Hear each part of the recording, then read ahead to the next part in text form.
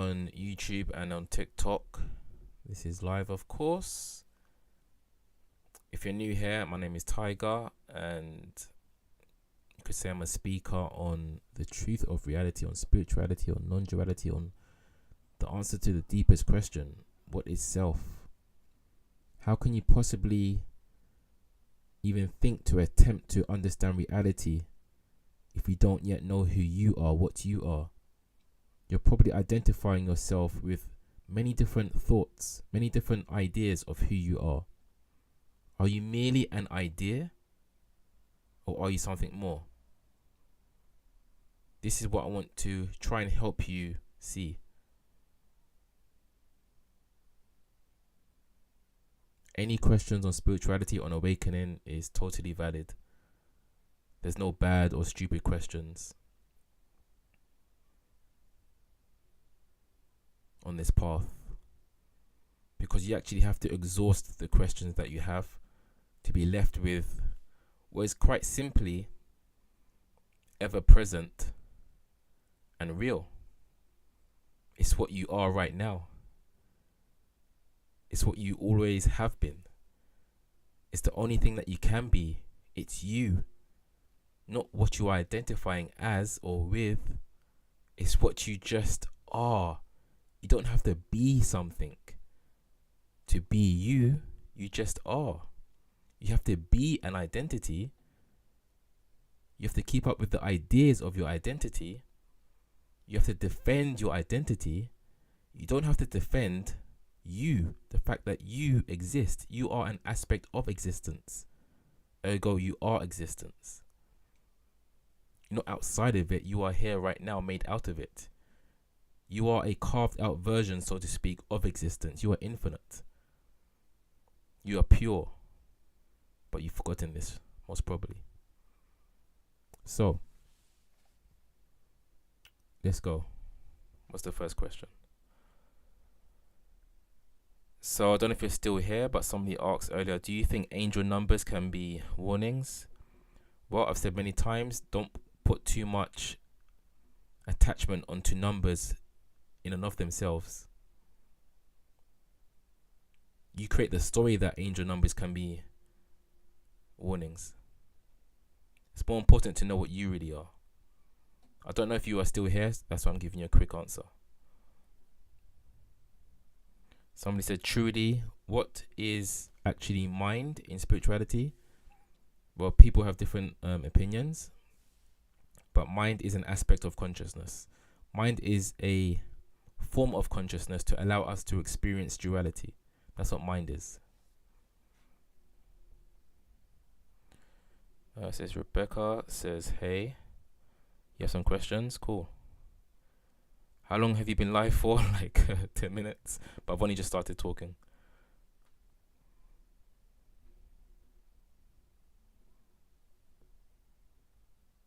I have a few things that have happened to me, and I don't know if it's part of awakening. Okay, what type of things?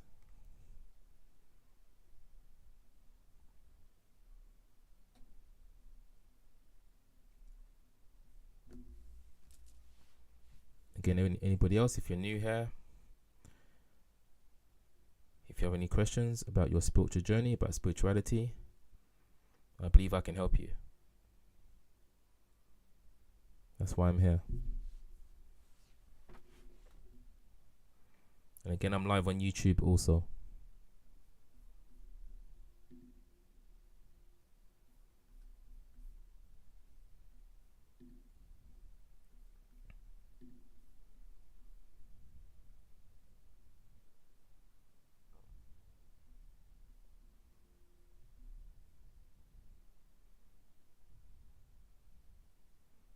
How do you awaken the spirit or whatever? You have to sound more serious than that for me to answer you. How do I know my angel number? Okay, easy. This is what I was referring to earlier. Why do you want to know an angel number? I suggest to you, things like angel numbers are not important. Not to say that you can't seek an angel number or try to understand these things, but all numbers are symbols. We give meanings to symbols. The question is, who are you? Who is this one that is seeking knowledge from a number? Who is the observer of your thoughts?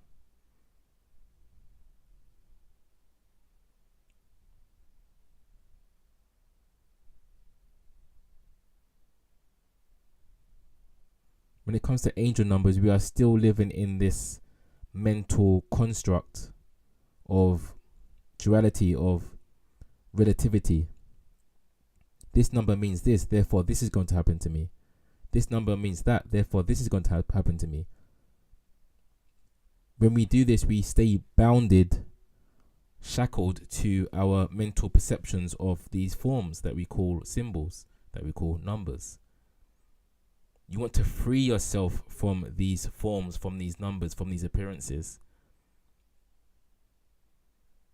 No number can identify what you truly are. You are the awareness of the mind that is seeking the answer to what is an angel number.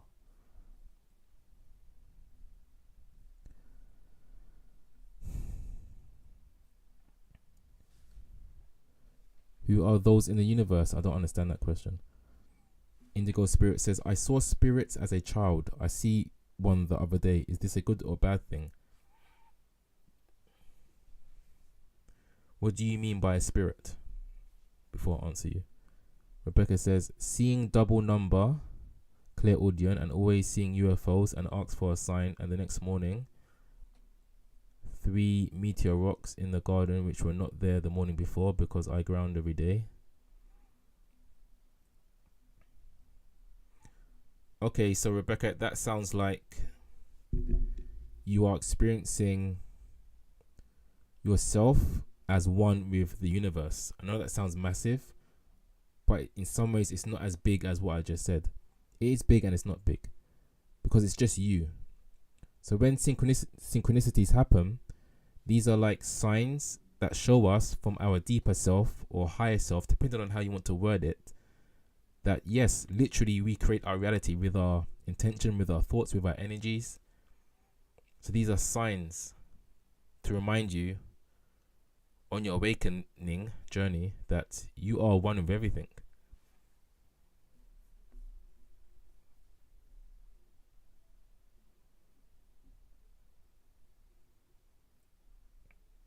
Nothing to be scared about, by the way. Can you explain duality? Says Rosie.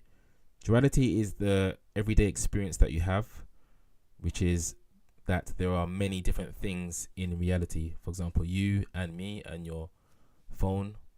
Non-duality suggests that there is only one thing. Everything else is kind of like an illusion. Or literally.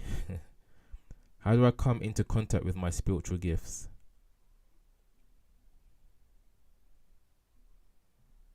Depends what types of gifts you mean. So there's many spiritual practices, for example, to like improve your intuition, improve your energy healing ability, but it depends what spiritual gifts you mean. It's a very broad thing to say.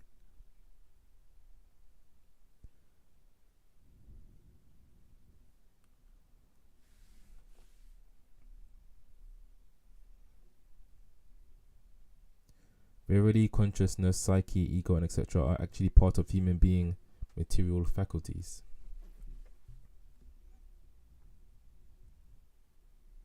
What is a spiritual awakening? It's essentially you remembering what you really are.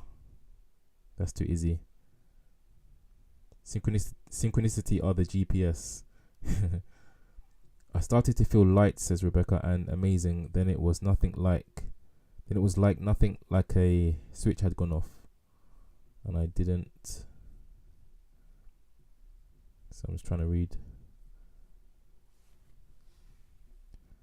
I didn't feel like I was one with the universe, but I have just discovered I am HSP, empath, and introvert. I am bipolar, and that gets in the way.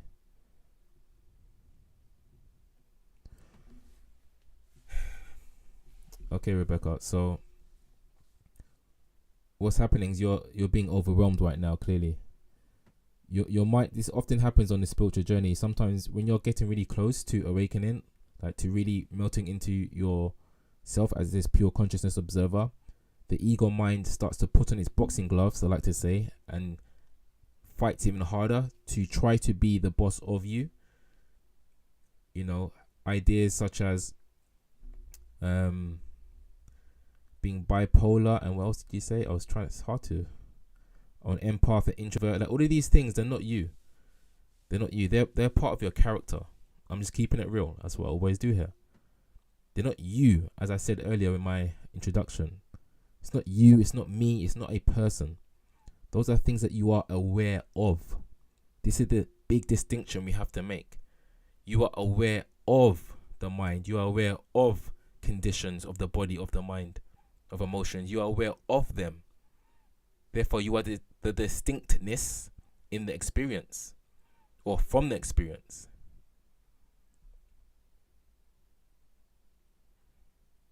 You are always this conscious observer of that which is happening. Try to remember, or try to see that you are that. Try to meditate even. And just observe these things that are happening.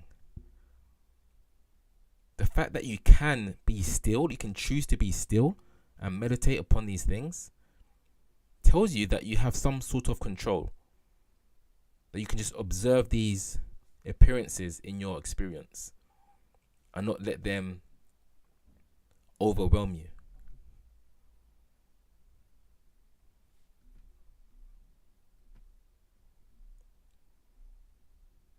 Because once we start really believing that certain things are happening to us for a particular reason, what the universe is going to do is it's going to validate that belief. The universe really gives you what you believe you are. If you believe you are a victim to the universe is going to vibrate like that within your life and give you reasons to feel like that. Don't allow that if that's not what you choose. What you really are, again, is that observer. And don't just take my word for it. Look for yourself. Can you find the observer of your thoughts?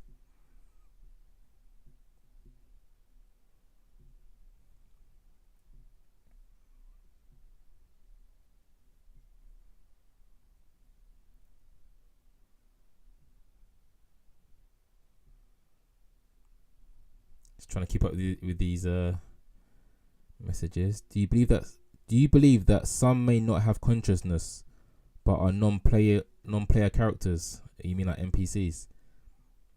Well, everybody literally is an expression of consciousness. However, we are all experiencing consciousness at different degrees. So not everybody is going to be as switched on, so to speak. But it's not that they are non-playing characters. They're just not as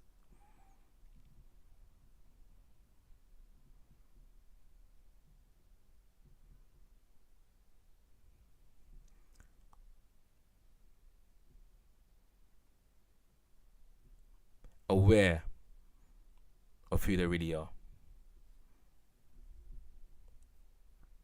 So they live as though they are non-playing characters. Like, quite frankly, a lot of people do.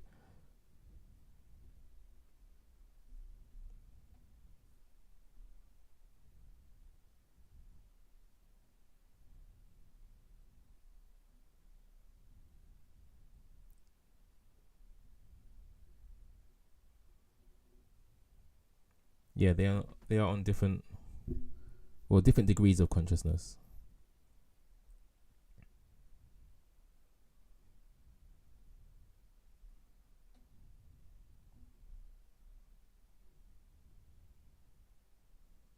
Any more questions?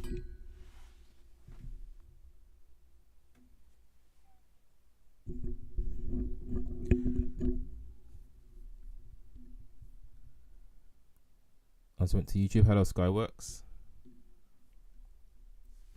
Hello, Emma.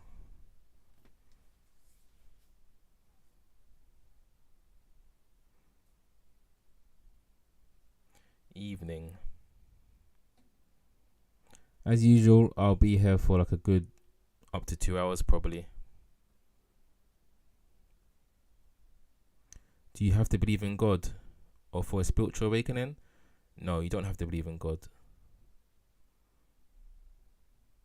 You need to be open to the idea that there's more to life than what you perceive yourself to be, first and foremost.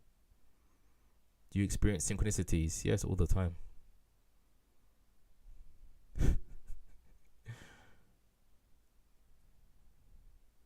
Where do I begin to do shadow work?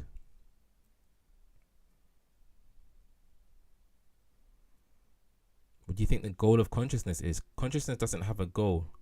Consciousness just is. That's it. And what we do with our minds determines, of course, what happens in the world. But consciousness just is. It's the substance, the awareness that allows the minds to exist and for us to have thoughts, seemingly individual thoughts. But going back to Steph, where do I begin to do shadow work? I hesitate when answering these types of questions, not because it's a bad question, it's a fine question, but you're saying it as if you have to do it. Because like there's this sort of, how can I say, in the spiritual community there's lots of people who kind of have like this roadmap to spirituality, or roadmap to awakening, but I wouldn't necessarily say you have to do everything that somebody else does. I know somebody later is going to ask about Dark Night of the Soul, for example. I know somebody's going to ask about that. I know for sure. Right? What's more important is trying to understand who you are.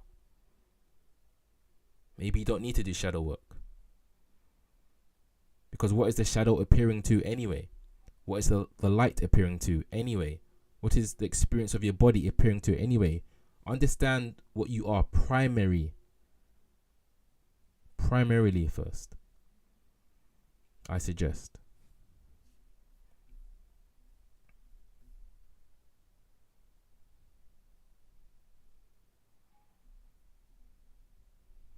I believe in a higher power. I'm drawn to that feeling. There is a deeper power than the body mind, for sure. But you are also an aspect of it.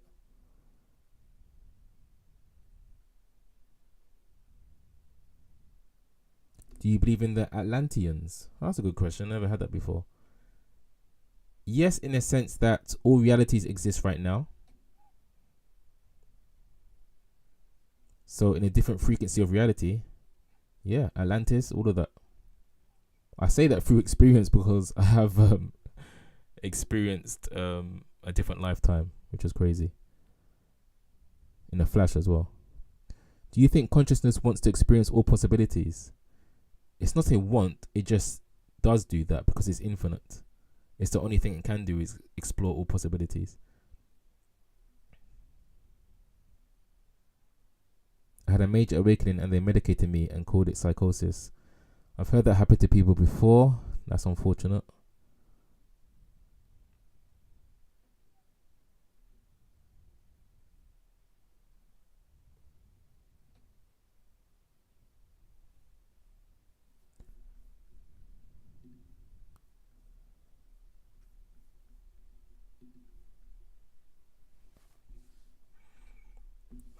What is the picture in the background? It's a tiger. A meditating tiger, just like me. I literally just made a video about it, actually. You can check out my page. I literally just made one. About why that picture.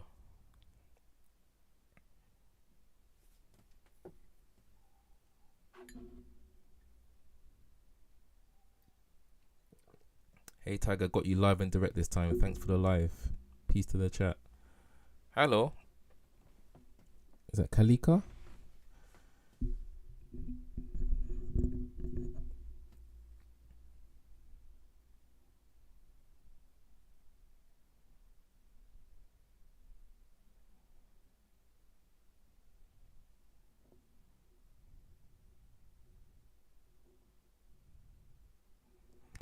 I didn't answer your question, Emma, about COVID because this question and answer isn't about that. However, I'm going to use it as an example of why it's so important to know your true self. Otherwise, you'll get carried away and get manipulated by your own mind or other people, governments, news, etc. When you really don't have the strength of knowing who you are, you'll be more easily swayed by other people. It was very easy for me, for example, to not take the you know what, because I see clearly. Know who you are. I'm not going to go again too deep into that because, as we know, these social media platforms don't like us talking about that. However, I still can relate the fact that if you don't know who you are, you're going to be more easily swayed by life and manipulation. I made videos actually in 2020 saying to everybody, but of course, not a lot of people will see my videos because my account isn't that big, but know who you are. I was saying it in the thick of it, know who you are whilst all this pressure and propaganda is going out. Man. Anyway.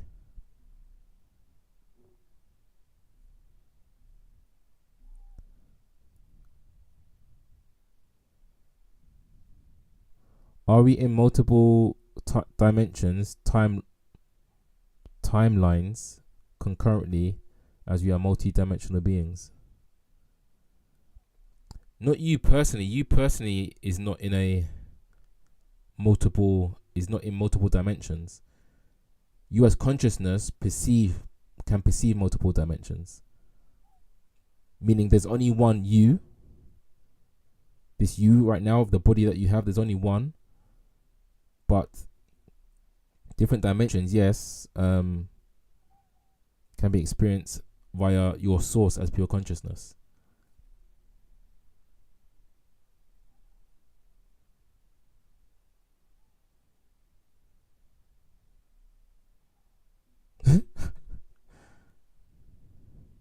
I didn't get it. I was ready to get sacked.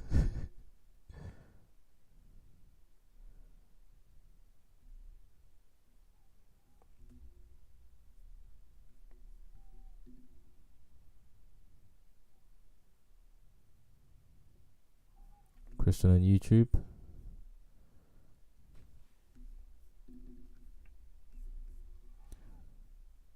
How my conscience is pressed to me. How do I know? What do you mean by that, Reynaldo? How my conscience is pressed to me. How do I know? I don't understand your question. Can you rephrase it?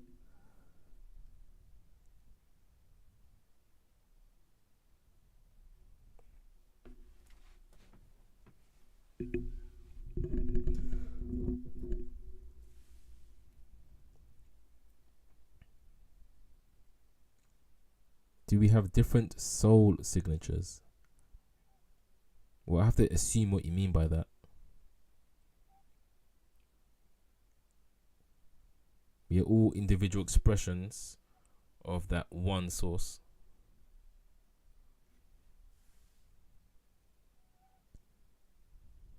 Did you say you were Anunnaki? I didn't. When did you have your awakening? 2017. How did I know? How I knew it was the awakening is because I say it all the time, right? An awakening like I had, and I'm sure other people have had, isn't possible to overlook, isn't possible to miss. It's not possible. It was just so clear. And because I, for a whole year, been trying to break out of this illusion, this Maya, this ignorance of who I really am, it made it easier for me to see, okay, this is really it.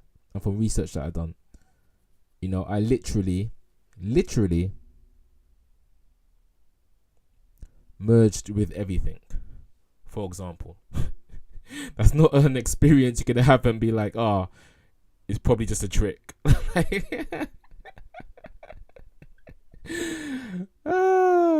And I saw people differently, and I still see everyone differently. It's from then that I started the phrase that I've been saying for years now, We are all expressions of consciousness.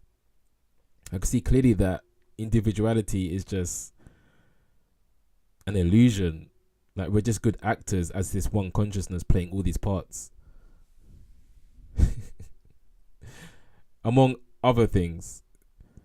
Hello, Janice. Tiger, spoke to you briefly on Facebook, Google. My name is Matt. Oh yeah, I think I remember that conversation. Do I believe in reincarnation? Not in a sense that you personally will come back, but you as pure consciousness will definitely perceive a different body. And you just won't realize that you used to be Steph. So, in a way, yes. Because consciousness doesn't die. The source is what I mean. I don't mean a personal mental consciousness. A lot of people think I mean that. No. The source of the mind, that pure consciousness, that background to this foreground of experience, that which you can't perceive objectively. You can't find consciousness. You can't manipulate it with your hands, with your thoughts. It's always present, though, whenever experience is taking place. That which you can't find, that witness, that observer, that doesn't die. That's not even here right now to die. It's not a thing to die. It's dimensionness. It's the no-thingness that allows things to be as they are, free. So that, which is a source of yourself and myself, that simply perceives through different minds within itself. And we could call that, again, reincarnation. So that's like the deeper understanding of reincarnation. And again, as another expression of consciousness, you won't realize that you used to be Tom, you used to be Steph, etc. Do you believe in twin flames? Yes. Do you journey? Yes. Some simple answers. I find it hard sometimes to know if it's my mental health or my spirituality. LOL. This is why I do these lives. I mean, or one reason. I hear you, Courtney, but I suggest to you it's because so many people in our community, our meaning spiritual people, put out this narrative that spirituality is linked to mental health issues. No, it's not. It's simply not. And also, I'm writing, like some of you know, I'm writing my 5th book, and it addresses mental health. But essentially, try to understand this, everyone, when it comes to mental health, all right? The mind does what it's supposed to do. What the mind is supposed to do is allow for experience, objective experience, to take place. That's it. That's all the mind's job is, to allow for experience to take place. Now, because we need unique experiences, we're going to have a multitude of different experiences. And we need to have unique experiences to create that sense of individuality. My experience has to be different to yours in some way, to some degree, for me to feel like I'm living an individual life. So anybody with so-called mental health issues isn't really having a negative experience from the perspective of consciousness, because the mind is doing what it's supposed to do and create a alternate or different experience. It's just a different experience. That person who has the so-called mental health issue is still whole. It's still an aspect of all of this beautiful, wonderful creation. I don't like the word creation, universe, let's say. It's just that through our perspective, we might look at that person and think, oh, they can't do what I can do. And you might pity them. Don't pity them. They are simply an aspect of consciousness, just as you are experiencing a unique experience.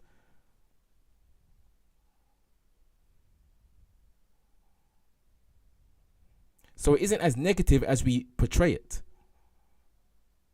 It's just another variation of a experience. And as for spirituality, there's nothing, put it this way, it says more about our society for people to be deemed crazy for starting their spiritual journey. when all of us can look right now, even the most materialistic scientists who thinks matter is everything, everybody can look right now and see that who they are, meaning their internal world, is not a physical thing. Your thoughts are not physical things. Your memories, that feeling that you exist, feeling itself is not a physical thing. You can't bring feeling out and put it on a table and manipulate it and cut it up. Oh, here's some feeling. Let me just play around with this feeling. It's not a thing in and of itself. It's a result of different experiences within the body, within thoughts, of course. But it itself isn't a thing like a car is a thing.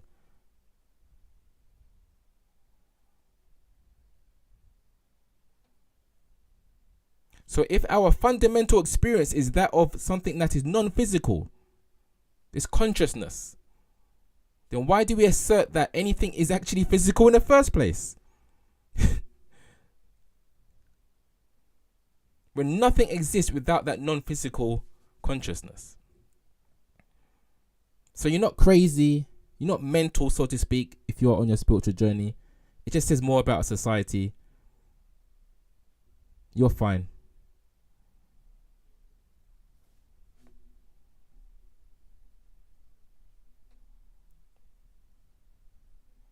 The creator wears many disguises.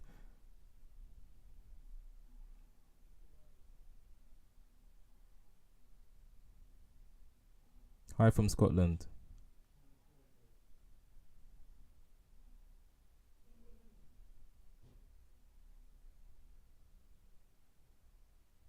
When I was a kid, I used to see demons face after abuse. Can it start as a child, or do you feel older? Start as a child, or do you feel older? I don't understand the last part of what you said. Loving this live. Oh, great. I keep seeing 111. What does it mean? Synchronicity is just a reminder that you are not separate from all that is. Basically. Do you believe to evolve we have to walk the narrow path and go through purification process? I'm not sure exactly what you mean by narrow path. You say it like it's a thing. I haven't heard of that before. As for purification process, not necessarily. No, actually. I guess you could argue. I could argue that I did. But no, awakening can just happen like that to anybody. How do you feel about some people having more of a horrendous life than others? Again, I have to say it depends. It's just subjective. It really is. I know we can look at things like, for example, I've spoken to people who have had what we could consider an horrendous life. Yet they've been thankful for the experiences that they've had, and now they're like coaches and stuff. It's just really not that simple. However, if I'm gonna go like high level, I have to say. Actually, no, I don't have to say that. You said, "How do I feel about it?" Well, yeah, so I answered. It just really isn't as black and white as it may seem. I'll just say that for now. If mental ill health comes as an inability to look after one's body and brain, I found it's okay to assume myself as a person and ask for help as one. What's good? Watch the big vid, background vid. He's got an order of questions. Whoa. Sometimes the screen just skips. Hi from Liverpool. What's up, Liverpool? Liverpudlian. You've learned to control the mood swings. Cool. Are the solar flares affecting human consciousness? I don't even know what solar flares you're talking about. That's how much I'm saying to you all that consciousness cannot be affected. Consciousness is that which allows for experience to be. Now, the human mind, of course, our perception, our bodies can be can change, can be affected, but not consciousness itself. Understand that it's the substance. YouTube, Reynaldo, you say, is presence and consciousness the same? Not exactly. Presence can be more linked to you having attention in the moment, whereas consciousness will be the substance of the moment.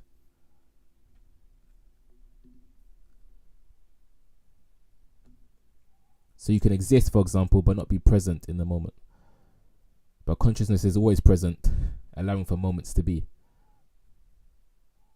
Have I ever astral projected? I have. I only laughed because I always get that question. There's some questions that I always get, so it's always interesting when I get a new question. Somebody tried to ask a spiritual question that I've never been asked before. What is your opinion on energy healing and chakra work? My opinion on energy healing and chakra work is that one shouldn't, and I don't use the word should lightly, especially if you're new to me. I don't even use the word should in my daily life. Not really. Since my so-called awakening, I just saw that there's nothing I could say to someone that's a should. I could say could, but should, when we're all the same. But sometimes I will use it. So yeah, I would say that one shouldn't believe that the energy healing is coming from themselves. It's more that you are allowing the source to flow through you to help another person. He might be blocked from believing that they are the source as well. Because the source is whole. That's where the healing comes from. That's where the healing energy comes from. It comes from you allowing that wholeness of your true nature, pure consciousness, or call it God if you want to vibrate within you and out of you. And that goes for chakra work too. But again, don't overly obsess about chakras as well. At some point, you need to use your intuition, I believe. And could you elaborate on the synchronicity? No, there's not much more to say, really. Again, I don't want you to get too much into your psyche with it. Other than, again, synchronicity is your deeper self reminding you that nothing is really... I laugh because it's just... reality is funny. Nothing's really happening. Like, everything is really now. It truly is now. So when you keep seeing the same numbers, it's like, oh, it's like you're stuck in a loop. It's just a reminder to you that everything is really now. The numbers being 1, 1, 1 or 10, 10, 10, 2, 4, 6, it doesn't really matter the numbers. But you can choose to make them matter, the numbers matter. That's the thing, like, that's your choice, but I wouldn't recommend doing that. Because the thing is, guys, like, I know some of you might be thinking, oh, but you know, angel numbers, 7, 11, 11, master numbers, numerology. I get it. I promise you I get it. I'm not saying there's anything wrong with looking at these things, and I've looked at these things, and I might use these things. However, I only have a certain amount of time with you. So that's why I give you the direct truth. I'm trying to give you the direct path to help you understand your true nature, which is going to allow for all answers. I mean it. I mean it. All answers on your spiritual journey to fall into place. All answers. Okay? When you know your true self. So that's way more important to me for you to understand. So you can get really attached. The ego can get attached to, what does 1 mean? What does 5 mean? What does Anunnaki mean? All these things. What's the purple chakra mean? What's the song for the throat chakra? All these things, nothing's wrong with it. But it will take you seemingly further away from you understanding your true nature. But again, it's down to you what you really want to hear. So I saw the word here and I said here. It's down to what you really want to experience.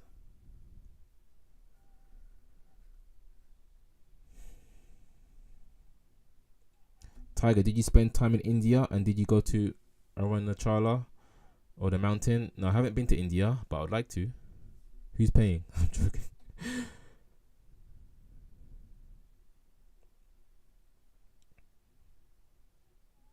Are humans like a television screen through which consciousness plays?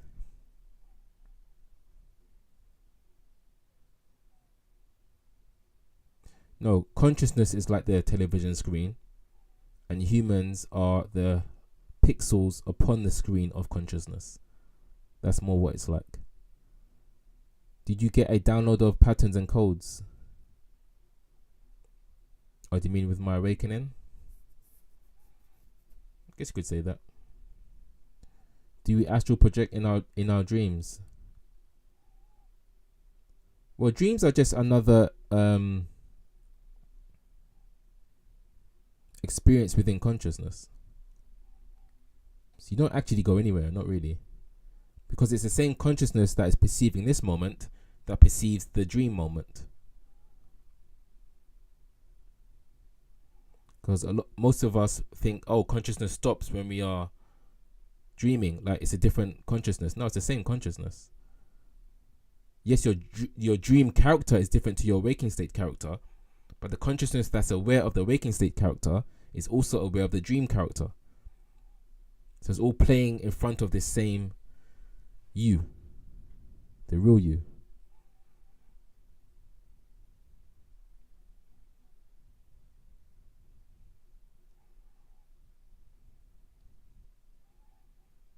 Sacred geometry can explain numbers. Again, not really.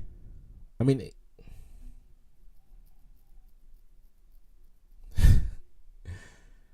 just remember that numbers are man-made, yeah, and go from there. Does anyone ever remember their dreams? I do.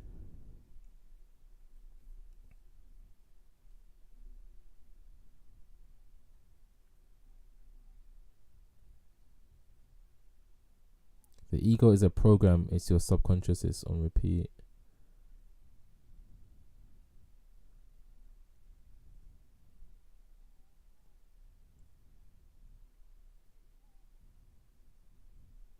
So are you saying we don't have free will? Is that the most recent question? Okay. Well, your personhood definitely doesn't have free will. 100% doesn't. But you as a pure consciousness, that is free. So ultimately, you are free and have free will. But as your person, your limited mind, your personality, that doesn't have free will. I'm saying, yeah.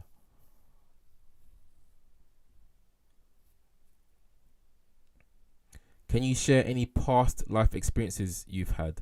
Yes, and first of all, I don't class them as past lives.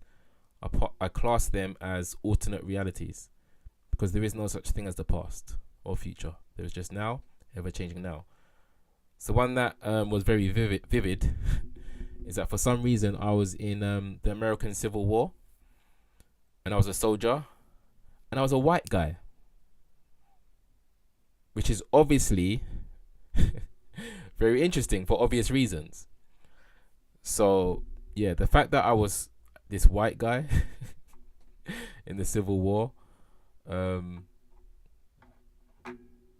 it just makes racism even more stupid. Can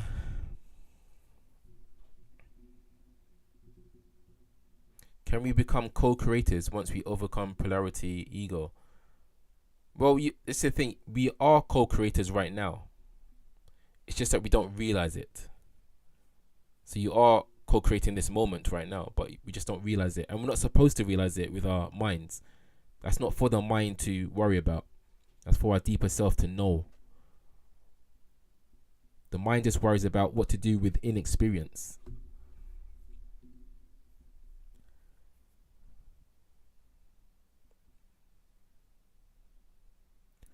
Just went to YouTube. Is it dependent on which mind state? So I'm not sure what I was saying when you said that, Skyworks.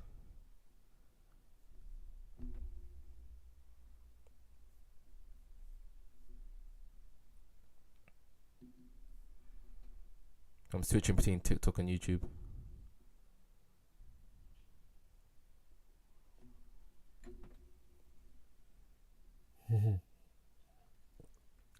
Oh, another big question.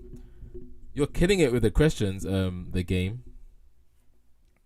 I must say, very good questions. You say, what is enlightenment?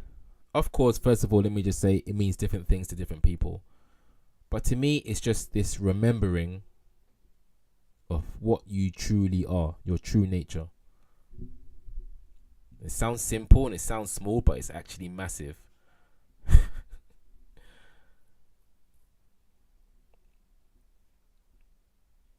But experientially remembering. Not just, oh, yeah, sounds cool, like in the mind. No, experiential.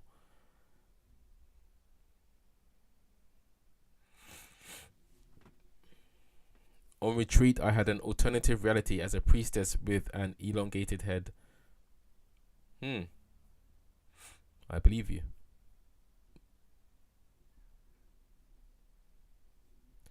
I'm just very inquisitive and I love your way of explaining. Thank you. But yeah, your questions are good.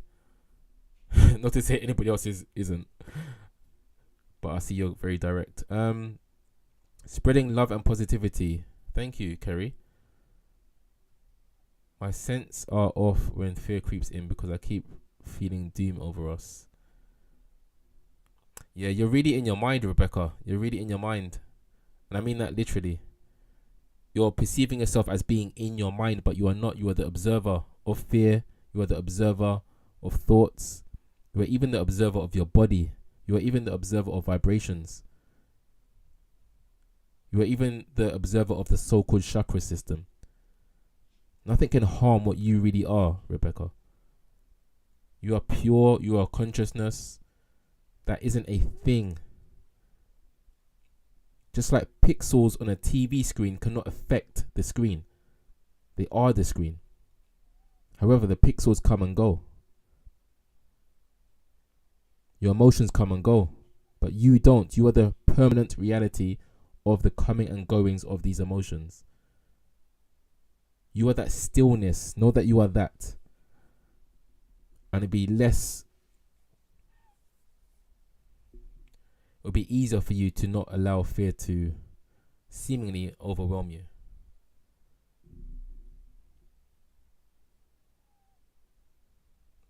Is death an illusion?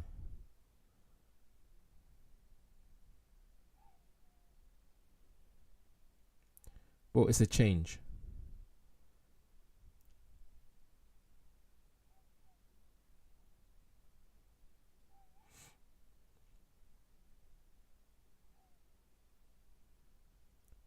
How about heartbreak? This is the hardest.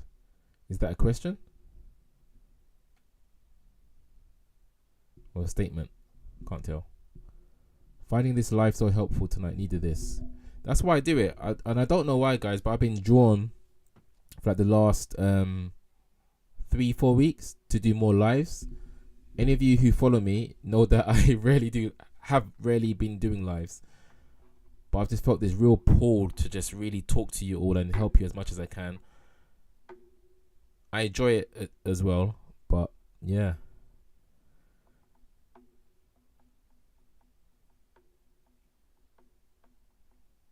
Maybe because the world is so upside down right now that I'm trying to bring you all back to stillness, back to truth, back to who you really are. Because our society, as we all know, our Western society, is trying to pull us in multiple directions at once. And everybody's making these arguments that might sound like they make sense, for example. But ultimately, the only thing that is really, really true is that you are. You are that I am.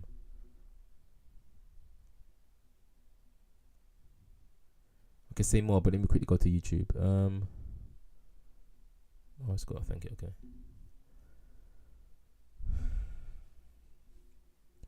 Is love an emotion or a state of being? First of all, love is a word. Okay, I'm not saying that to belittle anyone. Love is a word. Let's take it. Let's take it step by step. Love is a word, okay, but it refers to something. So love to me is another word for actually pure consciousness. Love is that which is unconditional, which allows for things to be. Love doesn't judge. Kind of like Jesus, doesn't judge. I'm not Christian, but, he was known to not judge, right? So, well, not too much anyway. So love is that which is unconditional. So another word for it again is pure consciousness. Okay. Love is your true nature. I'm not saying that to be poetic. But love is really your true nature. That which allows for things to be. Because when you are in, you can see this right now to be true. When you are resting, when you feel content, you feel at peace, right? When you are in love, you feel at peace. When you are resting, you feel whole. When you are in love, you feel whole. When you're really happy, again, you're feeling love for whatever it is that's making you happy. That's your true nature. When you are happy, you don't end up feeling, you don't, well, it would be a total contradiction to feel happy but act sad. Okay, because it's not the state of happiness. State of happiness is love. So it's like the background that allows for literally everything to exist.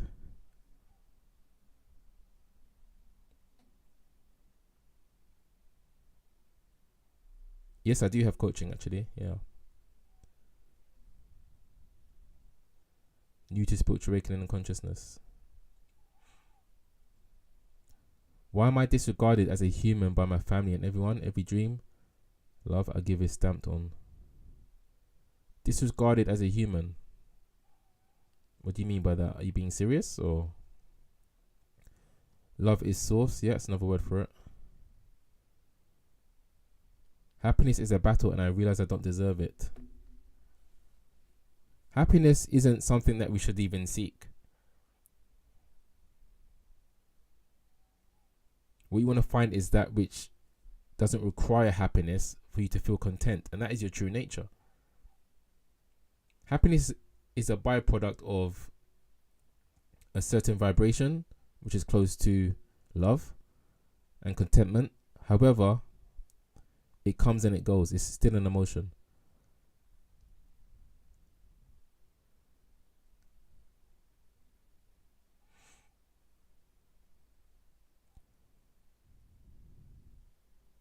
What's your take on the Rasta man?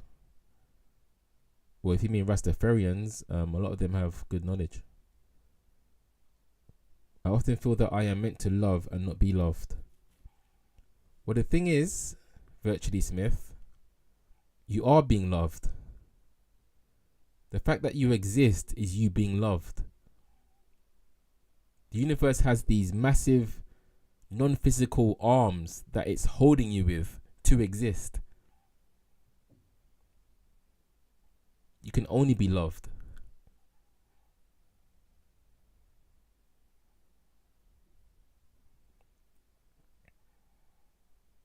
Appreciate that, Tiger. I find that negative experiences gives an opportunity to recognize the source of the experience. Yeah, it kind of forces us to, yeah. Yes, we are essentially love. I try find peace. I get abused mentally and physically. I cannot do it anymore. So I can't really answer you, V Blue, because you're just making statements at the moment, which is fine. I'm holding space for you to do that. But if you have a question, then by all means. What is the shadow self? Well, like I said earlier, shadow self, these concepts, I don't really give much attention to because it's just a concept. I'm not belittling it, but the only self that truly exists is you. And what you truly are isn't a shadow. What you truly are, if anything, is light. Because consciousness is the light of the world, literally. Nothing exists without consciousness.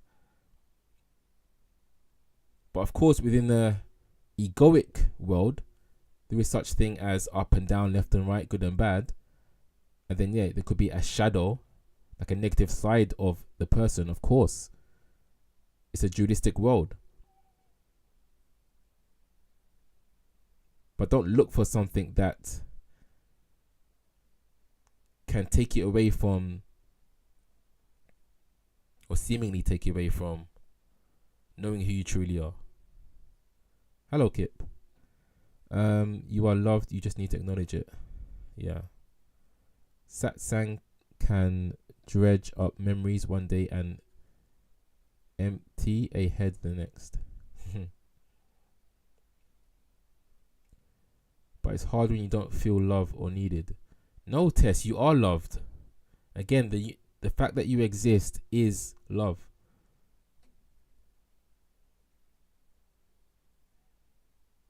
If you was not loved, you would not be here.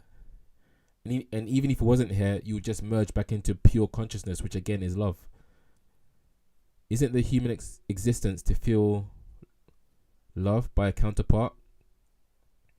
Yes, that's a part of it. But who's to say that you can't feel loved by a counterpart tomorrow? It could happen tomorrow. I don't know where you are, where you live, what you look like, but you could find love tomorrow. It could be next week. We never know. Maybe something absolutely awesome is being lined up for you.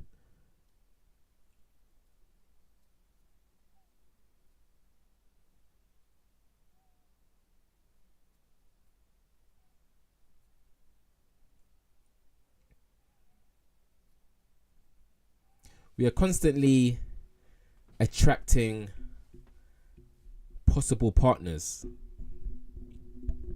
to ourselves. So if you want to get let's say an ideal partner, try not to force it. Because your ideal partner would not want to feel that you are needy, for example. Right? So focus on yourself. Be the best version that you can be, as we always say. And yeah, there's no reason that a counterpart or a relationship can't happen. I mean, there's people getting married at 80. Like,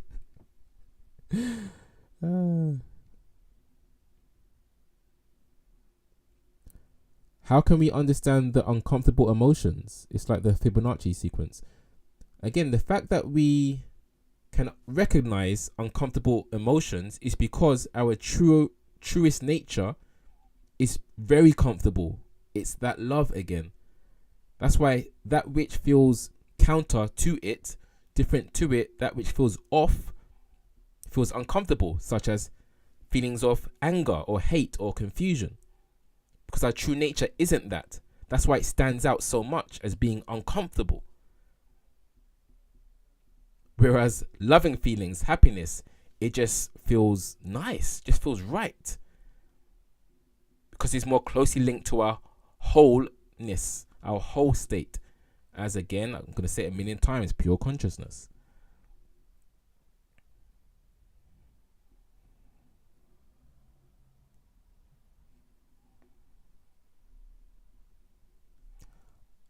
I have so much love to give, but it always begins with yourself, says Courtney. 100%.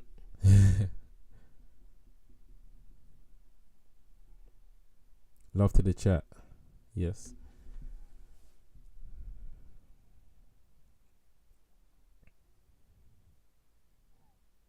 I was single for 4 years, met someone, but now I wonder if my purpose is something else.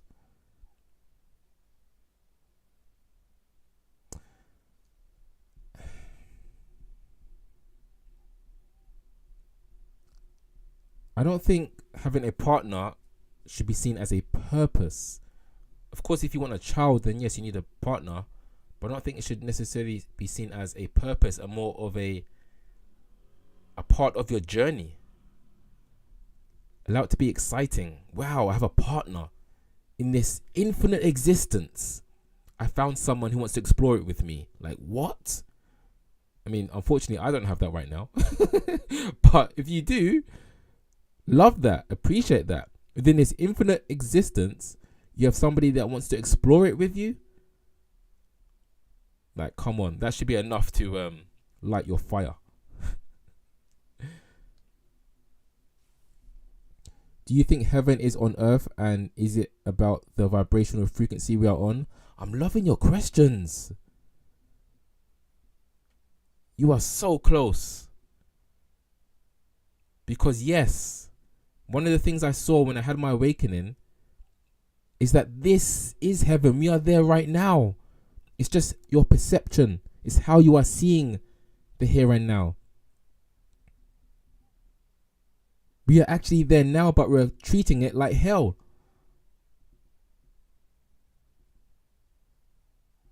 Hence, we are creating this negative, not all, but negative realities.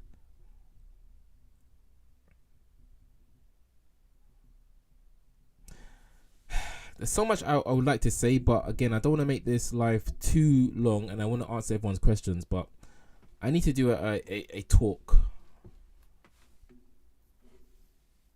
I think like a actual physical one. Or again, if any of you want a one-on-one, you can do that as well, link in my bio. But there's a lot, maybe I'll make a YouTube video about how this is actually heaven.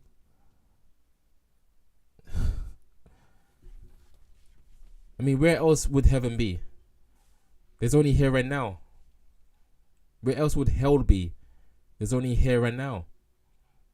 Where else would here and now be? There's only here and now. It's all here. We are existing in this modulation of infinity. Like one TV screen with many different channels. Depending on the frequency, will produce a certain experience.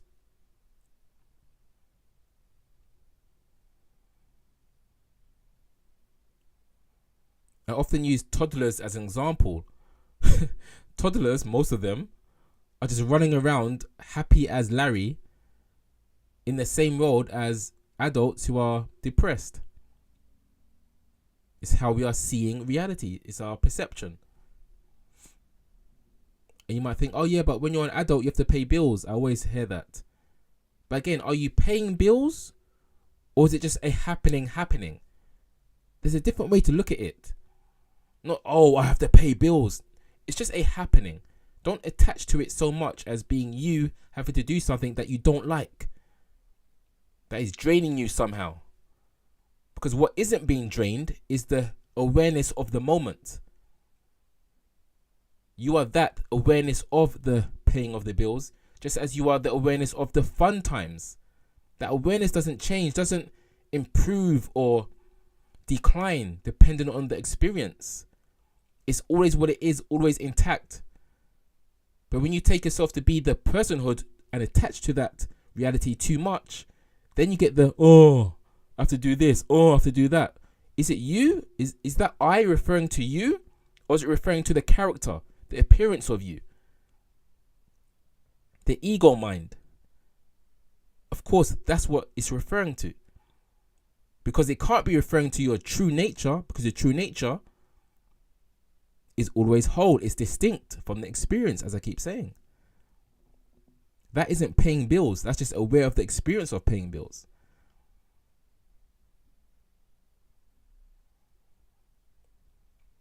Perspective.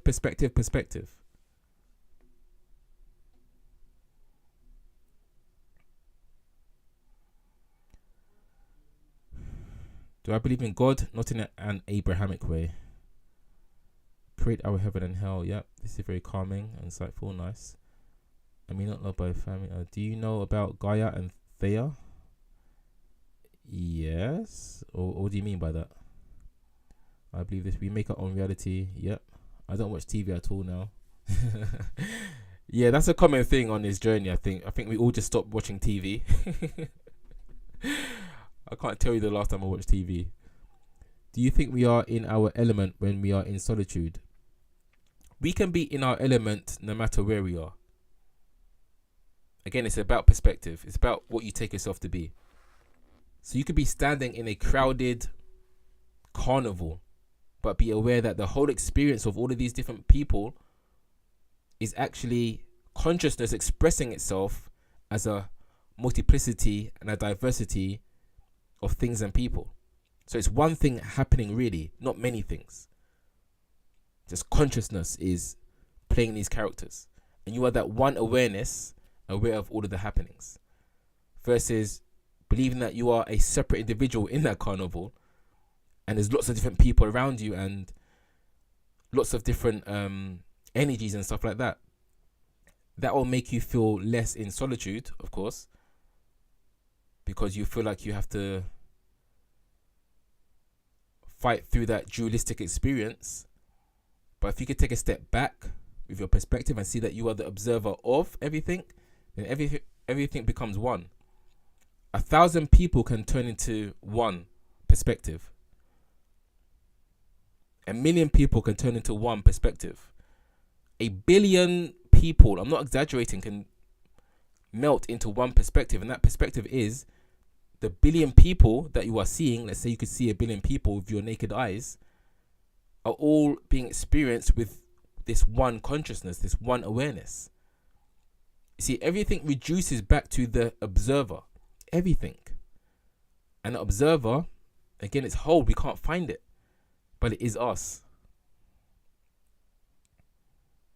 So you can find solitude anywhere when you know who you truly are.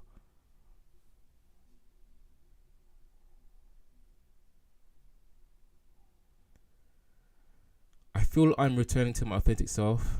Awesome. Although, just to say, since I'm here, you're already your authentic self. It's just remembering. Greeting from Nepal. Hello, Vishnu. Do you believe religion is to discipline the lower primitive self, reptilian mind? I simply believe religion is a control mechanism. Well, put it this way, the Abrahamic faiths anyway, particularly. Namaste. Namaste.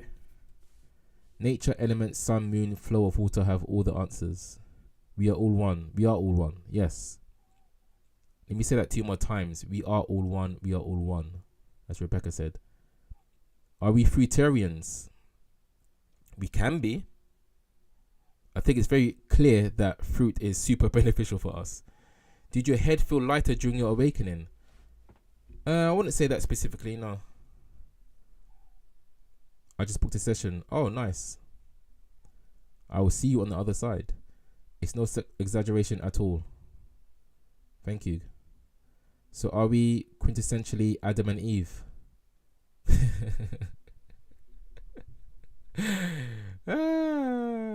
Yeah, why not?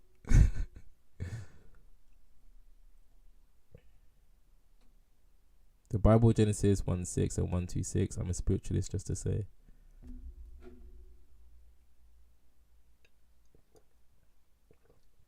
I don't know the verses.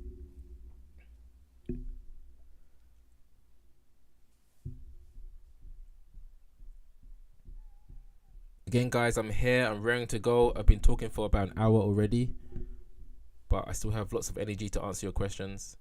However, I'm also here to hold space for you to think of a question. You don't have to rapid fire. Should we eat meat, and can we be sensitive to the energies of the animal we are eating? Well, the last part of your question is 100% true, because we are sensitive to all energies, right? As for can we eat meat, but to be more exact, can we eat animals? Yes. However, I do believe your intention as to why you're choosing to eat an animal should be looked at on your spiritual journey, because you're becoming more conscious, right? That's the whole point. So really think about, why am I eating these animals? Do I need to? Do you think things are really speeding up now?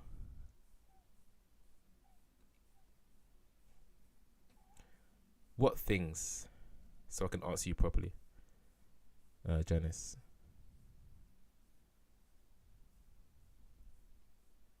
I feel we choose to be here to learn something and we didn't before. Well, everything is literally Ellison.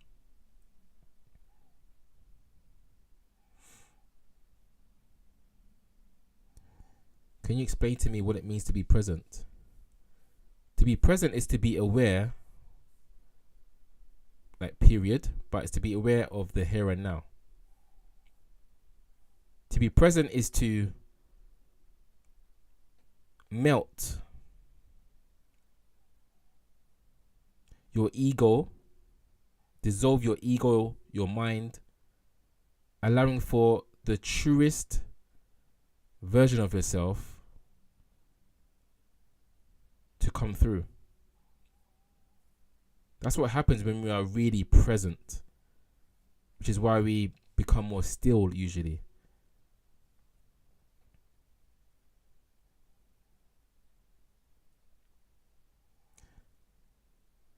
Everything is about attention. I mean, like, awakening is speeding up. Well, this is the thing. Many people say, I'm seeing people say anyway, oh, the great awakening is happening, or awakening is speeding up and things like that. But my take on it is, all of us, all so-called 8 billion or 10 billion whatever of us, are already that truth that we are seeking. That's first and foremost. We must understand this. We are already that. We are that right now. So depending on the frequency of this one consciousness that you are tuned into, that's what's going to determine your perception of people awakening or people being asleep. Because reality is a reflection of how you see yourself. So we've spoken before, Janice, and you're on your journey and things are speeding up for you. So that might be why you are perceiving that.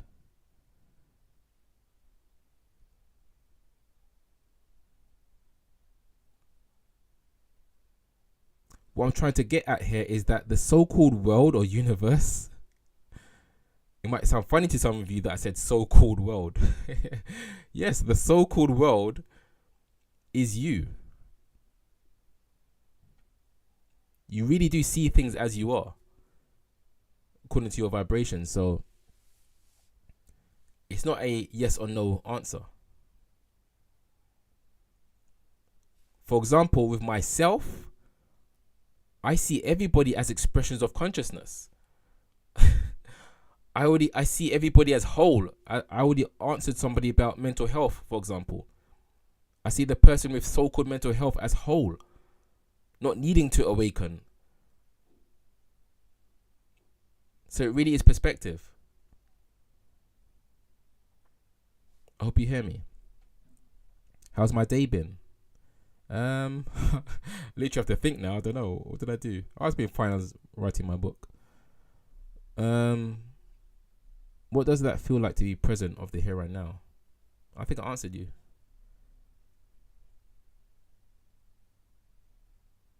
Do you think you need a lot of nerve during awakening? You need to have a backbone for sure.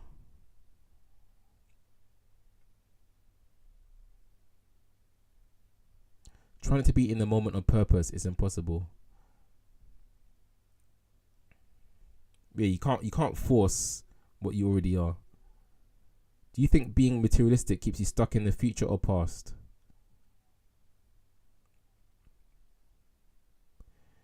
It doesn't keep you stuck in the future or past, but it keeps you stuck in Maya, in ignorance, in your ego self, in that which isn't the true reality. Does being vain stop you from reaching high consciousness? Yes, for sure.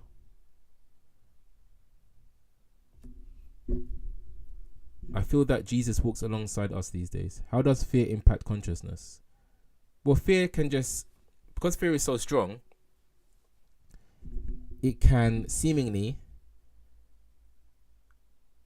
take you out of your true state as this whole being or whole consciousness into that of a limited being. So it doesn't impact consciousness itself, but it impacts the experience that you are having, which is to create this idea that you are a limited being. For one.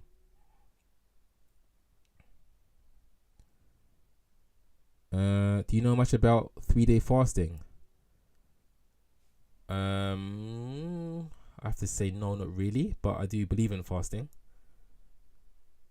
I assume you mean, do you believe in angels, Janice? Not really. I mean, they do exist in some way, because I always say that if we can talk about it, think about it, then it exists in some way, because nothing doesn't exist. The absence of something can't exist. So we can't affirm the negative. So the fact that we are talking about angels means they do exist in some way, right?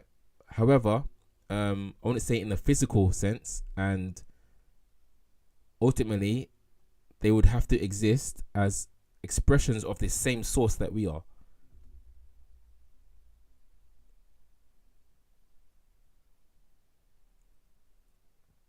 Your essence is pure, essentially. Yeah, our essence can only be pure. Isn't that great? Consciousness is telling me you are HOM. Suggestions to gain the Holy Ghost. Sorry, when I read that, I thought of a dance move called the Holy Ghost. Well, I'm not Christian, so I've seen an angel we had to run away from someone when I was young. Apparently, it releases stem cells. To be enlightened, all chakras need aligning. This thing you talk about is not just not. I don't agree with that. To understand who you are, to be so-called enlightened, is to understand that was to experience yourself really as other than the body and mind, including the so-called chakra system. When I had my awakening, one of the first videos I made was about the non-existence of chakras, actually. Is your essence is pure consciousness? Yeah.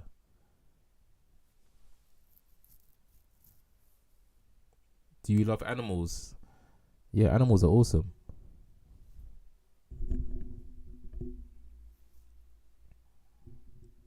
Can you tell your story of your awakening?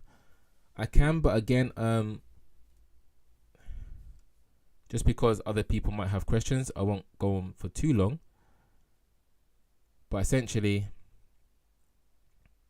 in 2015 is when I started my spiritual journey, like consciously.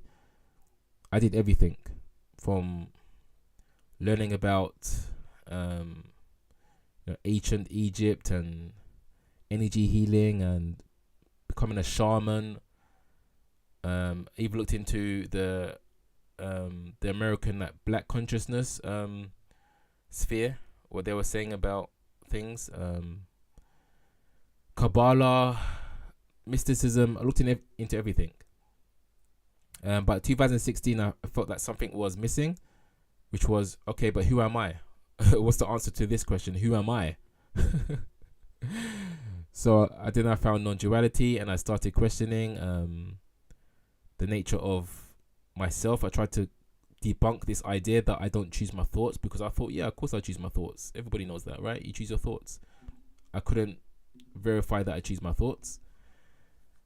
2017, I just had this massive awakening in the summer, where I was just putting on my trousers to go to the park, and then pow, I was perceiving my back. So my consciousness that I am was perceiving behind my body.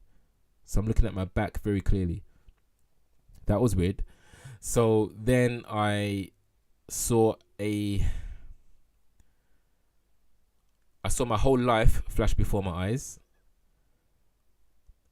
Everything I say is going to sound weird, but it might sound interesting to you as well. It sounds like a paradox, but I saw that nothing is moving. Nothing is truly moving, because all is one. And therefore time is an illusion as well. I was at one point seeing the earth from a bird's eye view. Many different things. It was ridiculous in an awesome way for 3 days straight.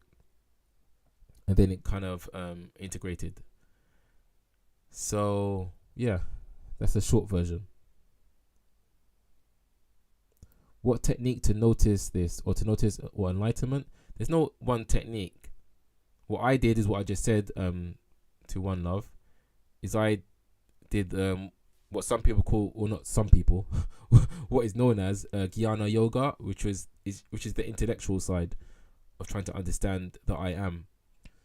But some people can find enlightenment through love, through just being very loving and loving everybody. Some people can find it through spiritual practices, for sure, like yoga asanas, or just eating healthily, and just it's how they are. But essentially, the moment of awakening isn't done through effort. I do know Muji, yes, I've seen him talk. How do you spell the name of yoga? I'm not sure what you mean, because you spelt it. Oh, Muji has a girlfriend. I didn't know that. Have you always felt you had a purpose and a bit special?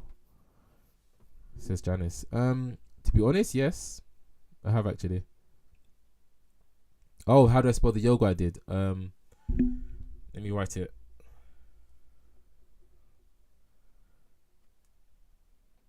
It's actually spelled in different ways.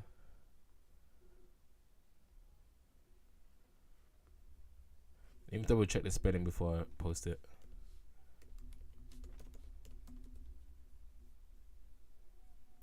D.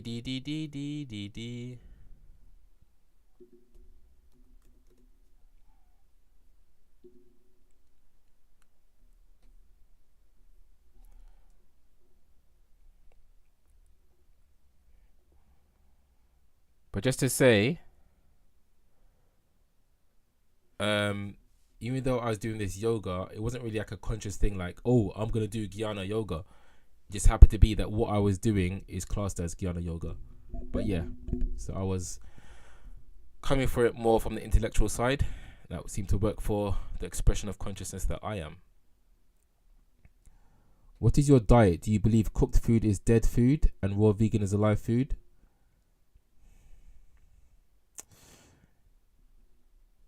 Well, I am vegan, first of all. So my diet, therefore, of course, doesn't consist of animals or animal products. But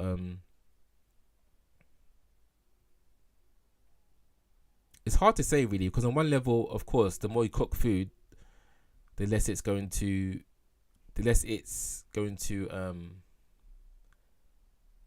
the more you remove it from its original state. But from an ultimate level, from a more ultimate way of speaking, it's all about your perception on. I know it just sounds so like mental, but a lot of this is mental. If you believe the food is giving you nutrition, it will give you that. Let's just say that.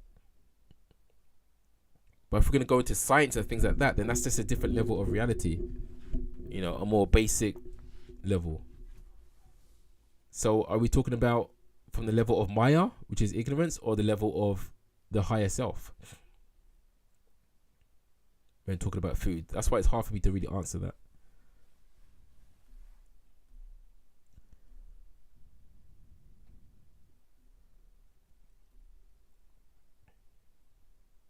Good night, Rebecca. Thanks for being here. Hom was the first priest at the Tree of Life who sent out all the seeds for all growth of vegetation. Okay. What do I do for a living? Different things, such as teaching people how to dance.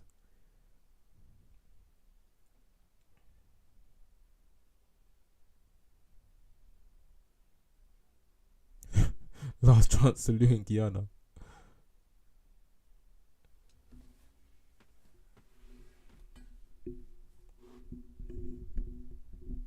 Yep, street dance. The street dance guru. No, I do more. I teach hip hop dancing, but I can pop.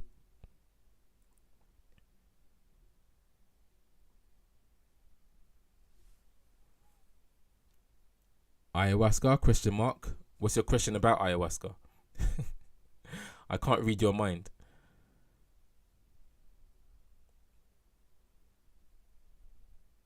Thank you, Janice, for that kind paragraph. Have a great sleep. Good night's sleep. I wish you pleasant dreams. And I guess I'll see you in a live again.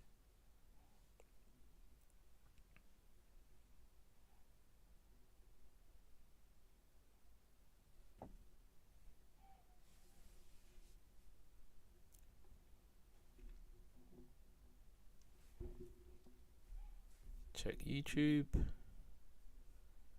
Okay.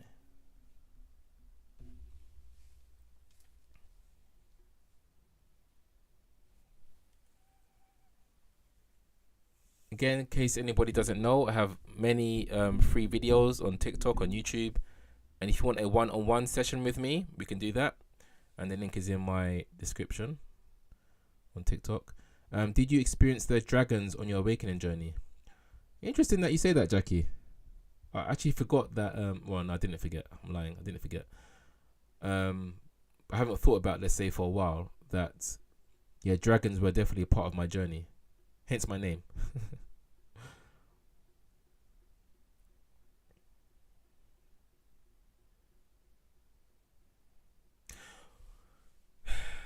I really feel it's so clear to me, like just this reading some of your questions, that we truly are one consciousness. It's like I said to somebody earlier, I believe in twin flames. Like we are like a soul group meeting. Because not always, but many times you guys say stuff and I'm like, yeah, that happens to me. Or, you know, I have the answer for you straight away because I experienced it. So a lot of you, I do believe in like soul groups. When I say soul group, I mean consciousness has expressions of itself that are more closely linked to experience reality in a particular way. So, yeah. Beautiful. Thank you, Kalika.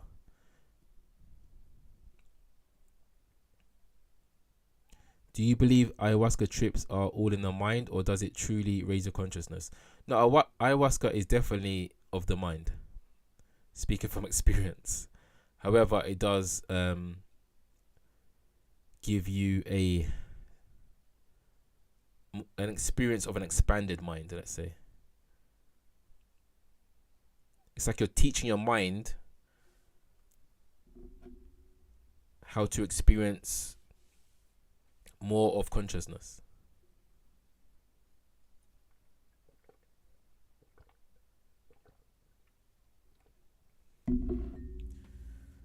Yes, I said on retreat of conscious unity, I went on and found you after I had seen you in a blending.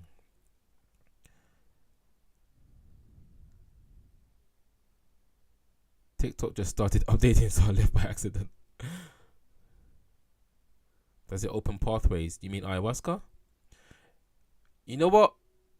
With all humbleness, I do believe I'm a very good person to ask this question about ayahuasca versus awakening, because I had my ayahuasca trip before I had my what I call true awakening. And let me just say to you all, my ayahuasca experience was amazing, but was nothing like my actual awakening. Not even 0.1% as life-changing, as true, as real.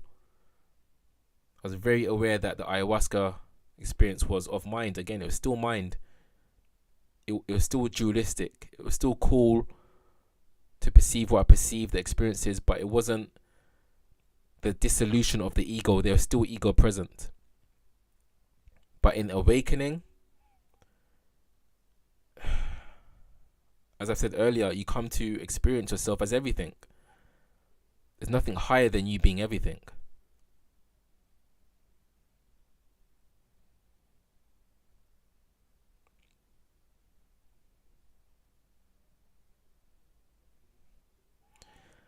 I did. I explained about my awakening earlier, so it's hard to like repeat it verbatim. But essentially, Sonny, in 2017, I had an experience of literally merging into everything. I couldn't tell the difference between the sky and my nose. I was just everything, and I mean that literally. And that came after inquiring for a year of asking the question, like, who am I really? Do you believe in the Akashic records? Well, I believe that consciousness holds all intelligence, and Akashic records is a concept of that. I felt pixelated, warm and fuzzy. Oh, what are you referring to, Jackie? I forgot.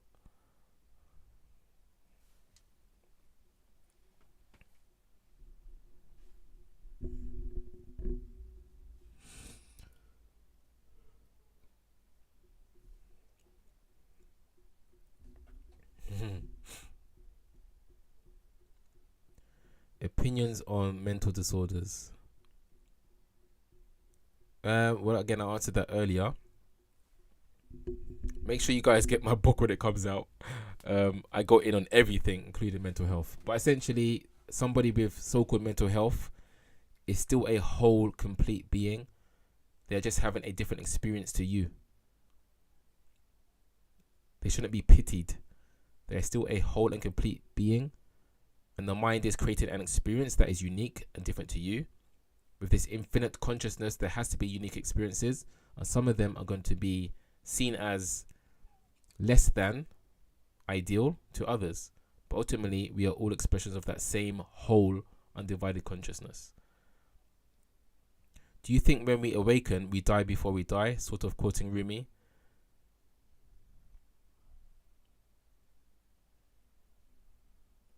It is like a death. It is like a death of your old way of perceiving reality. Or my awakening and feeling part of consciousness. Okay.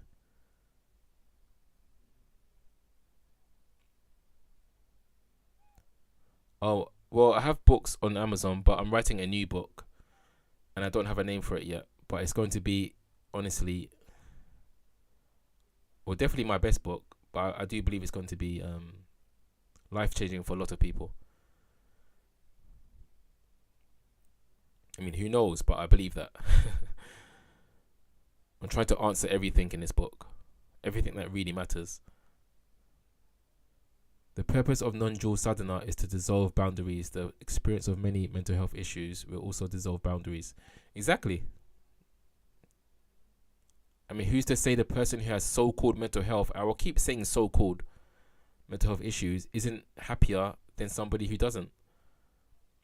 We don't know what they're experiencing. We don't actually know. Just as you don't know what I'm experiencing, I don't know what you are experiencing. The titles of my books. One is called Why God Allows Suffering. One is called How to Be Happy. I mean, if you just type Tiger Dragonstorm on Amazon, I'll come up. How to Be Happy is my most recent book. Of course, coming from the perspective of consciousness.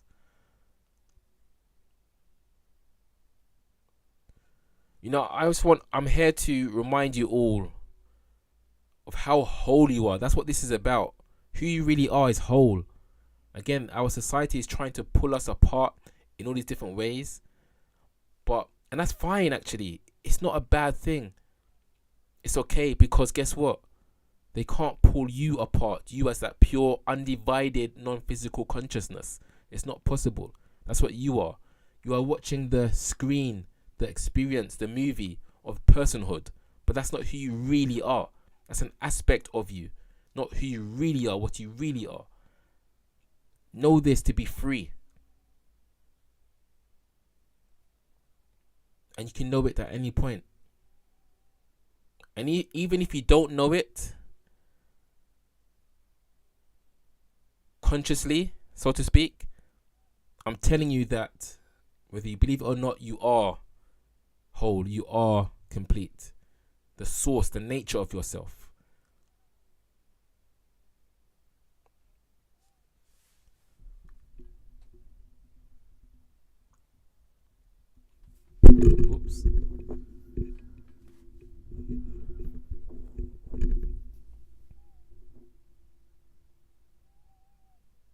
We don't have to heal or overcome. We already are whole. Well, healing is for the person. And there's nothing wrong with trying to heal the person's like traumas and things like that. But your true nature, yeah, of course, it doesn't need to be healed. It was never here in experience to begin with. Again, to use the analogy of the screen, because it's just such a good way to exemplify this. If you was watching a TV show and somebody spilt a drink on the table, you wouldn't actually wipe your screen, would you? Because it's part of the experience, not the actual source, the substance, the so-called TV screen or the actual TV screen.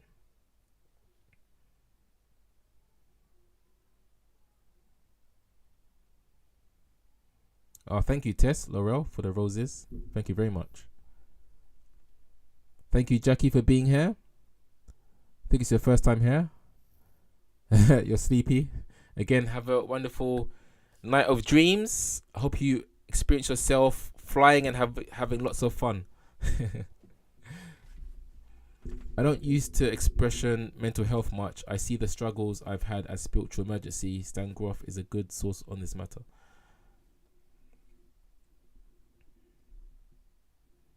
I mean, mental health, let's be real, is also a business as well. So just be aware of who you're listening to. But fundamentally, everybody is whole. See the person from the standpoint of being whole first and foremost. Then it's easier to put things into perspective. But I know it can be hard sometimes. You're okay, Kalika.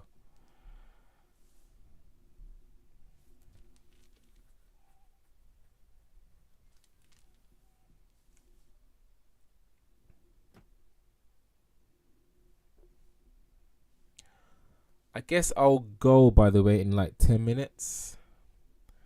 Been on here for about 2 hours.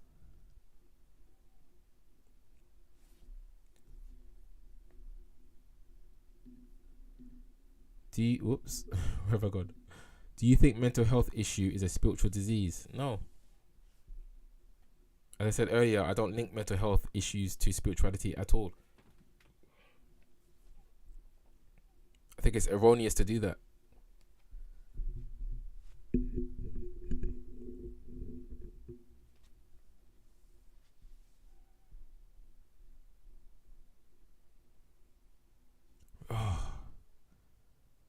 We're just so whole and complete. We are just different expressions of this same source.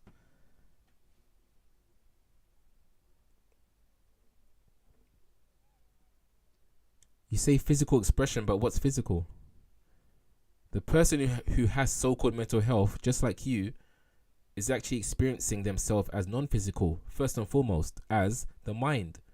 Because that mind, that internal world, isn't a physical thing. That world of memories, of thought, of emotions, of intuition, of love, of hate. They're not physical things, but those are your experiences on the playground of your inner world.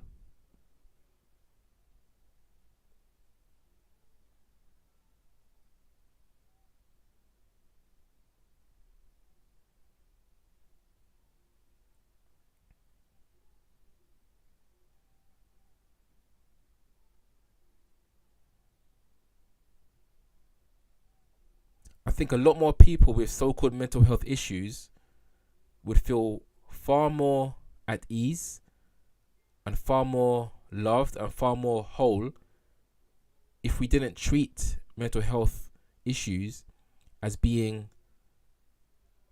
negative, as being something to try and cure, as opposed to meeting the person where they're at right now, and most importantly, letting them know that everything is okay because they are a whole being, simply having a unique experience. There isn't only one way to perceive reality. There's billions of ways to experience a single leaf, let alone reality itself, all of it.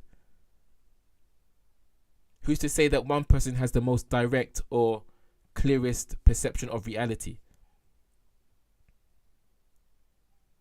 What we do have the clearest perception of is our true nature.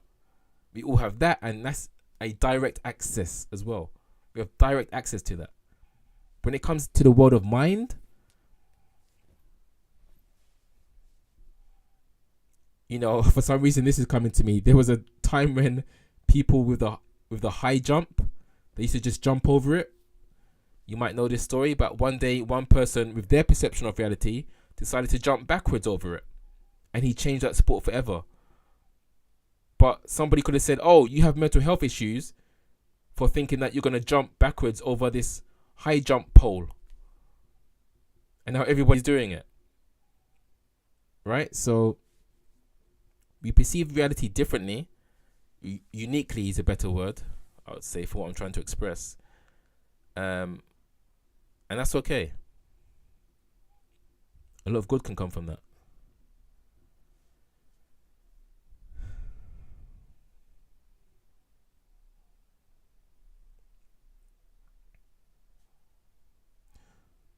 I don't call myself mentally ill no matter what I feel or think, but I've also had to accept some help for being in a confused state. Totally fine. Totally fine. Some say people with mental health issues are awakened to the truth. I mean, that's a common thing within shamanic communities in like South America. There's some truth in that. In the Renaissance period, people who had mental health issues were allowed to roam free. And we learnt from them. Then the institute and clinic was invented. And lobotomy. Whoa, lobotomy was terrible. It's really hard to go through mental health issues. It can be.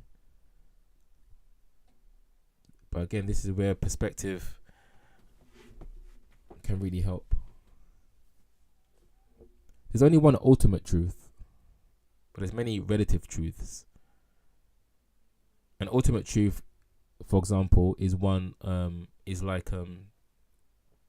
how existence can only exist. That's an ultimate truth. It's in existence's nature to exist. It can't not exist. Non-existence doesn't exist by the very definition.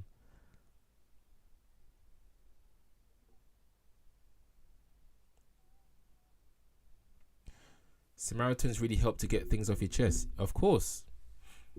There's nothing wrong with talking about problems. Just try not to attach the notion that you are the problem. Just allow the feelings to arise. Don't ignore them. I'm not saying ignore them. I would never say that. Don't ignore how you feel, because all of your emotions and feelings are valid. But the worst thing we can do, I suggest, would be to totally identify ourselves as being less than our true selves.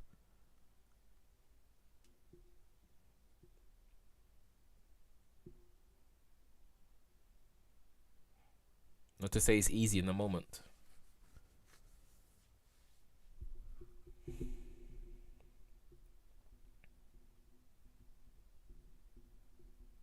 But again, this is all part of life. It's the ebb and the flow.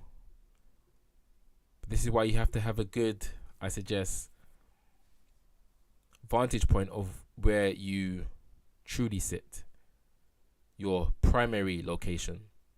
Because your primary location isn't your mind. Your primary location isn't your thoughts. Your primary location isn't your emotions or your body. Your primary location isn't your so-called energy body. Your primary location is definitely not the future or the past. Your primary location is locationless.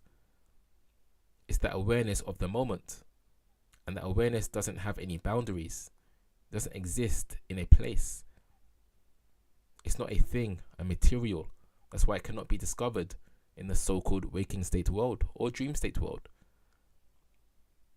You are open, pure, spacious awareness. Another word for it is consciousness. Another word for it is love. Another word for it is God. That's what you are an aspect of. And your true nature is it. So know your true vantage point, your true self, whilst playing the role of a human being.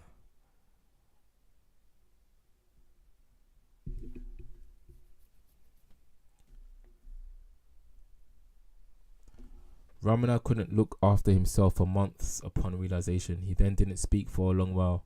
By today's standards, he was mentally ill. Yeah, and I can totally understand why Ramana Maharshi didn't look after himself.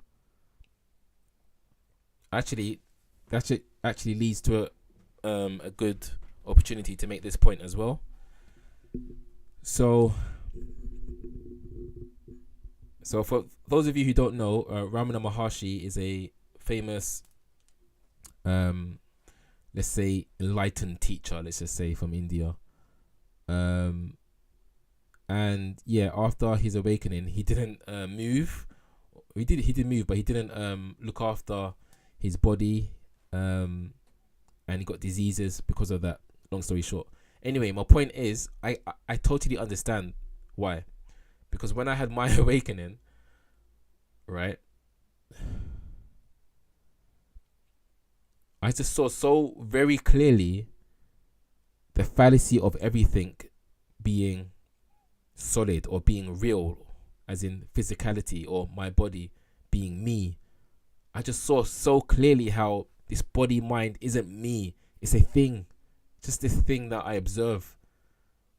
I saw that very clearly, so I totally understand why someone, or how someone could have an awakening like that and then just overlook their body.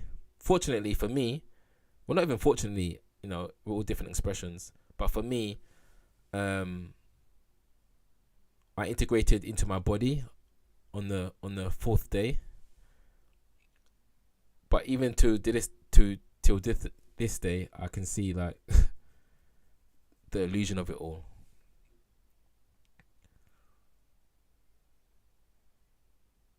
Like when you're in that state, it's hard to relate to the 3D reality.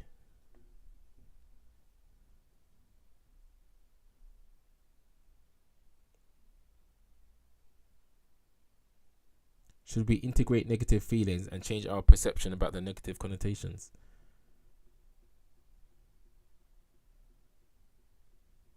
Yeah, it's all about perception.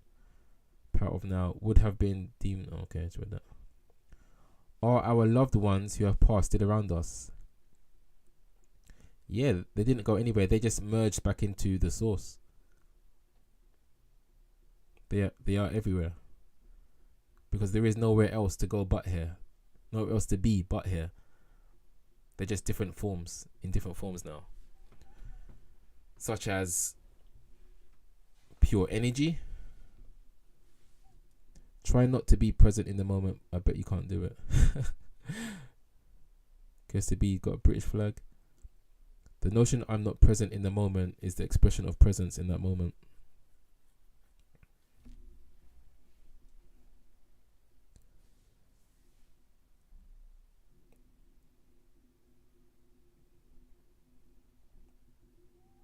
You needed to hear that? Great.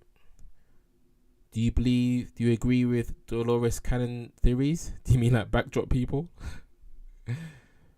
Do you believe pain is the trigger for awakening? Oh, good question. I wouldn't say it's the trigger for awakening as in the experience, but it's definitely a trigger to start a spiritual journey, for sure.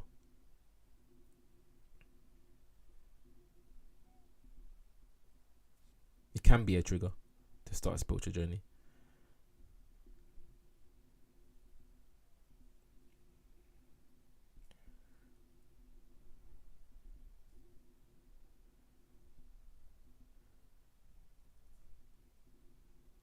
So is that what you meant then, Sonny? Did you mean what Dolores Cannon theories did you mean? Did you mean like backdrop people?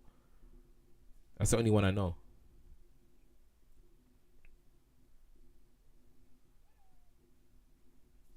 What up? The sky, apparently. As I said, guys, I'm going soon, so any more questions? I've given you like over 2 hours of my time. Hope you appreciate that. Oh, I'm going in a minute, Kip. I mean that we sign soul contracts before coming to Earth for lessons. Oh, so well, not literally sign a soul, not literally sign a contract. Like, you know, get a pen and paper and sign a contract. But I would say for sure, consciousness is infinite intelligence, right? And nothing is random. So to a certain extent, yes, I believe our deeper self, let's say, comes into a reality that it vibrationally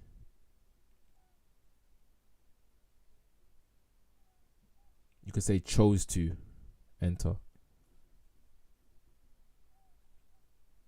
I'm just trying to help you see that it's not like a individual thing. I suggest. I used to think like that though, but because it's all just now, guys. It's all now. It's all now. But yes, I'm gonna leave now. Thank you very much, everybody, for being here. Those of you who have been here from the start, that's just amazing. Have a wonderful day or evening, my fellow expressions of consciousness. Follow me on TikTok. I do try to do lives way more often than I used to, as I keep saying. And I hope you've enjoyed it. And love. Love, as I said in this live, that's the source of who you truly are. So take care, my fellow expressions of love. Peace.